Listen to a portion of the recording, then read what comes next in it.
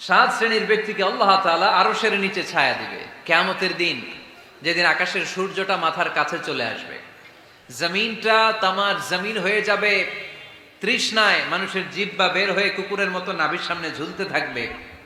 সূর্যের প্রচন্ড কিরণ আর তাপে মাথার মগজগুলো গলে গলে নাকের ছিদ্র আর কানের ছিদ্র দিয়ে ভাতের মাড়ের মতো টপ টপ করে বেয়ে বেয়ে পড়বে।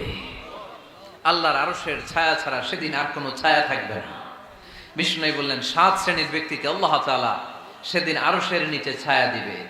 তার মধ্যে থেকে এক শ্রেণীর ব্যক্তি রাজুলুন তাসাদ্দাকা বিসাদাকা ফাআখফাহা, এক শ্রেণীর ব্যক্তি হচ্ছে ওই ব্যক্তি যে গোপনে আল্লাহর জন্য দান করে। হাত্তা লা তা'লামু শিমালুহু মা তুনফিকু ইয়ামিনুহু, এমন গোপনে এসে আল্লাহর রাস্তায় দান করে দেয়, তার ডান হাত কি দান করেছে বাম হাত টের পায় না।